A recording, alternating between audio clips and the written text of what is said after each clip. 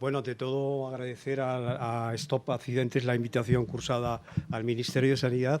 Y yo había preparado una presentación un poco amplia, pero visto ya que hay varios temas que han salido aquí, pues no me voy a repetir, lógicamente.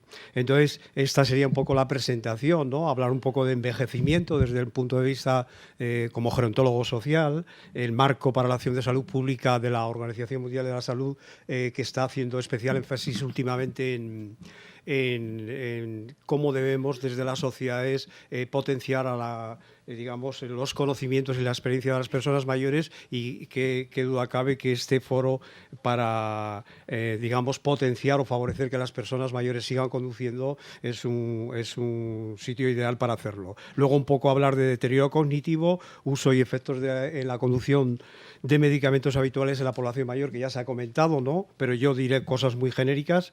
Y bueno, en primer lugar, decir que sobre el envejecimiento se han dado múltiples definiciones, como bien sabéis todos, pero esta es quizá una de las definiciones más aceptadas por la comunidad científica, ¿no? Conjunto de modificaciones, de cambios morfológicos, que son físicos, psicológicos, funcionales y psicológicos y bioquímicos, incluso, que la acción del tiempo produce en los seres vivos, ¿no? Envejecimiento es también disminución de la esperanza de vida conforme pasa el tiempo. Está claro que la esperanza de vida de una persona nada más nacer es muy diferente, lógicamente, a la de una persona mayor de 65 años, por ejemplo. Disminución de la adaptación del organismo al entorno también se produce, y todo esto nos conviene conocerlo perfectamente, porque vamos a ver cómo efectivamente con el envejecimiento se van produciendo una reducción, una merma de todas estas capacidades funcionales que tenemos en edades más jóvenes, y lógicamente deberemos adaptarnos a todos estos cambios para poder afrontar con mucha mayor capacidad y con mucha mayor seguridad, por ejemplo, la experiencia esta de seguir conduciendo, ¿no? Se produce también una pérdida de vitalidad y una disminución de la reserva homeostática, del equilibrio interno. En todo caso, se trata de un proceso dinámico, y disminución y cambio son una constante dentro del proceso de envejecimiento. Fijaros, hay una serie de factores intrínsecos y extrínsecos que todos conocemos. Intrínseco sería la genética, el sexo, las mujeres viven más que los hombres, y luego otros sistemas como el endocrino, inmune, el metabolismo, etcétera, etcétera, que influyen grandemente en cómo envejecemos. Y esto es muy importante conocerlo. Se ha visto que, por ejemplo, estudios hechos en centenarios, se comprobó que tenían un sistema inmunológico muy similar a personas adultas jóvenes, y esto hacía que no enfermasen tanto, tuviesen menos enfermedades infecciosas, etcétera, con lo cual estaban en unas mejores condiciones a medida que envejecían, ¿no? Y luego factores extrínsecos por todos conocidos, la alimentación, el ejercicio físico y las relaciones sociales, fundamentalmente estos tres. Hay más, ¿no? Pero estos tres son los que nos, digamos, conforman o facilitan el que podamos envejecer en mejores condiciones. Todos estos factores son modificables y, por tanto, podemos intervenir sobre ellos. Fijaros, contrariamente a lo que se piensa, no envejecemos nada más nacer, envejecemos a partir de los 25 o 30 años, porque hasta esa edad lo que hace nuestro organismo es madurar, es desarrollarse, ¿no? Por eso se dice que el envejecimiento es un proceso postmadurativo. Bien, entonces, a esa edad, 25 o 30, lógicamente están las reservas funcionales al 100%, y a partir de ahí se va produciendo un desacondicionamiento físico, que es lo que se llama el envejecimiento primario. Esta señora que aparece aquí fue la mujer que más vivió actualmente, según los registros, que era una francesa, ¿no? 122 años, y bueno, lo he puesto como mera anécdota de que al final de su vida pues ya estaba muy deteriorada, sobre todo en cuanto a la vista y el oído, pero mentalmente seguía con unas capacidades bastante buenas, ¿no? El otro es un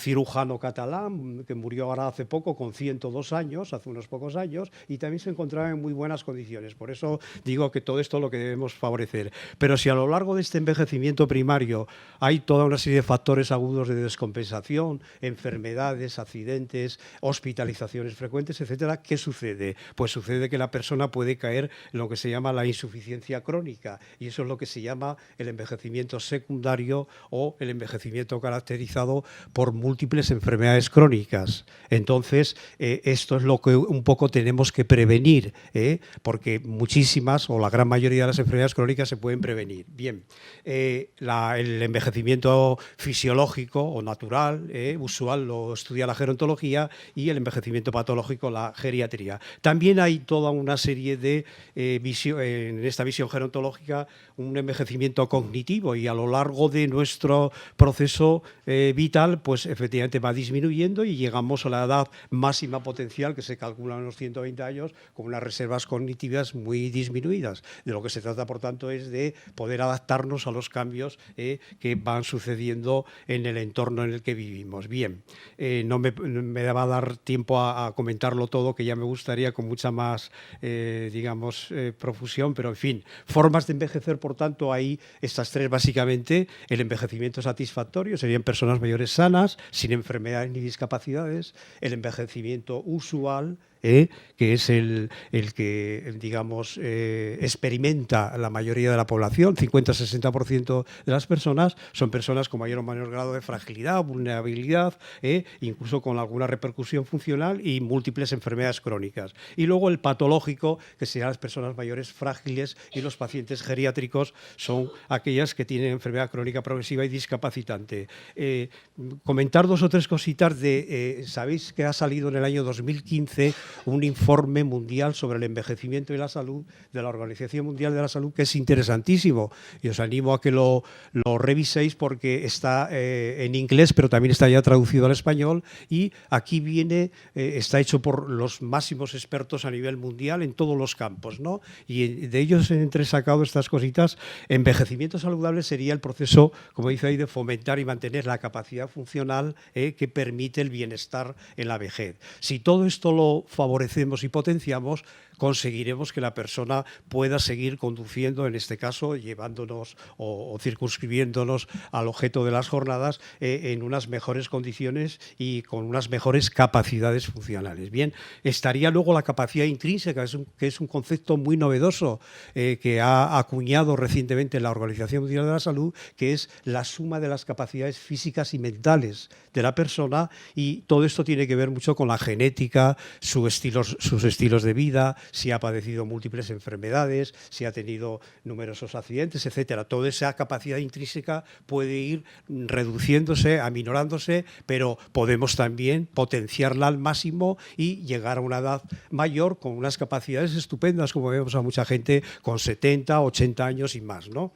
Bien, luego estaría la capacidad funcional, que son toda una serie de atributos relacionados con la salud que permite a una persona ser y hacer lo que es importante para ella, ¿no? Esto es muy importante también. Y esta capacidad funcional depende de la capacidad intrínseca que hemos visto anteriormente y del entorno, y de esa interacción que tienen la capacidad intrínseca y el entorno en que se mueven las personas, en este caso personas mayores. Bien, qué duda cabe que aquí podríamos hablar en cuanto al entorno mucho de lo que son las ciudades amigables con las personas mayores, que las grandes ciudades que tenemos distan mucho en el mundo, en el ámbito internacional, se están favoreciendo todo esto mucho, de hacer las ciudades mucho más habitables y amigables con las personas mayores, y entre ello se favorecería la capacidad de conducción. Bueno, la capacidad intrínseca, por tanto, nos dota de una serie de habilidades funcionales que permiten afrontar los retos del entorno. Hay una serie de dominios ahí clave de la capacidad intrínseca, como veis, visual, auditiva, cognitiva, psicológica y locomotora de la persona, y todo esto, digamos, dota a la persona de las mejores capacidades para poder seguir siendo autónoma e independiente. Pero si hay una pérdida de estas capacidades funcionales, ¿qué sucede? Sucede la discapacidad y, lógicamente, después la dependencia, ¿no? Bien, este sería el marco que ha establecido la OMS. Fijaros, lo distingue en tres grandes ámbitos: capacidad alta y estable, capacidad o deterioro de la capacidad, y ya una pérdida considerable de la capacidad. En función de estos tres grandes escenarios, pues podemos, digamos, hacer intervenciones en cuanto a servicios de salud, cuidados a largo plazo y entornos de las personas, en que viven las personas, para prevenir la presentación de estas enfermedades crónicas, o poder luego, digamos, buscar adaptaciones del entorno que compensen esa pérdida de capacidad funcional que va a ir sufriendo o experimentando la persona mayor. Bien, yo había preparado un poco algo de deterioro cognitivo leve, que es, como sabéis, un trastorno que puede aparecer, de hecho aparece en muchas personas mayores como consecuencia de esas causas. Se distinguen dos grandes grupos: deterioro cognitivo leve. Bueno, pues entonces todo esto lo tengo que pasar porque veo que no me va a dar tiempo, ¿no? La sintomatología, factores que contribuyen a acelerarlo son todos estos, estrés crónico, etcétera, etcétera. Y tenía un poco en una segunda parte esto, uso y efectos en la conducción de la toma de medicamentos, pero ya he visto que otros ponentes lo han presentado muy profusa y detalladamente. Bien, estas serían las enfermedades que en el anterior, que afectan a las personas mayores, con la toma de polimedicación, 5 más fármacos que toman la mayoría. Lógicamente la posibilidad de producir efectos adversos y demás son muy grandes, ¿no? Bien, ¿cómo afecta? Lo dijo muy bien la anterior ponente, con somnolencia, dificultad de concentración, en fin, todos estos síntomas que decimos. Aquí estarían todos los medicamentos que pueden afectar a la capacidad de conducción, el pictograma, efectivamente, para avisarnos del símbolo de advertencia, cuando prestar especial atención al comienzo o cuando hay cambio de dosis, con la toma de muchos medicamentos, etcétera, etcétera, ¿no? Bien, pues todo esto son informaciones que van a ir dando los profesionales sanitarios, lógicamente, ante una persona que conduzca habitualmente y demás. Y yo para terminar, sí que diría algunas reflexiones, si me permite. Diría que, como bien dice la OMS, se necesita con urgencia una acción de salud integral sobre el envejecimiento. No estamos haciendo las cosas bien respecto al envejecimiento de las sociedades actuales y tenemos que hacer un cambio de mentalidad, un cambio de chip, como dice ahí, en que potenciemos mucho más la gerontología preventiva, es decir, fijarnos, como dice, en un enfoque basado en la fisiología del envejecimiento y no en la patología. Cuando la persona enferma, debemos actuar antes para evitar que la persona o todos enfermemos, adquiramos enfermedades. Cambiar esa visión estigmatizada de la vejez por una visión más positiva y optimista. Esto es fundamental y lo están demandando las propias personas mayores, y ahí vamos a llegar todos y querremos que se nos trate así. Por tanto, ¿no?, las personas mayores deben jugar un papel cada vez más importante en la sociedad, desde el punto de vista familiar, intelectual, económico, político, incluso laboral, seguir permitiendo que trabajen, ¿no? Y diríamos que, dice, la percepción errónea más común es que cuanto mayor es uno, más enfermo y menos capacitado se vuelve. Esto es lo que habitualmente nos venden los medios de comunicación, pero tendríamos que decir que cuanto mayor es una persona, más saludable ha sido a lo largo de su vida. Esta es una visión mucho más optimista, como dicen cada vez más gerontólogos expertos, ¿no? Así que tenemos que alejarnos de esta visión del envejecimiento solo como una época de inevitable decadencia y dirigirnos a esto, a una visión en que puede ser enriquecido con innovaciones y nuevas posibilidades. Cada vez vemos más personas mayores con muy buen estado de salud, con muchas ganas de seguir haciendo cosas, de seguir aprendiendo, y esto es lo que tenemos que potenciar como sociedad. Decía Víctor Hugo que no hay nada más poderoso que una idea a la que le ha llegado su momento, y yo creo que ha llegado un momento en que la propia sociedad, todos nosotros, desde nuestros diferentes ámbitos y de competencia y responsabilidades, trabajemos por hacer posible este lema de la Organización Mundial de la Salud: optimizar las capacidades, y ya con esto termino, y habilidades hacia un envejecimiento saludable para todos.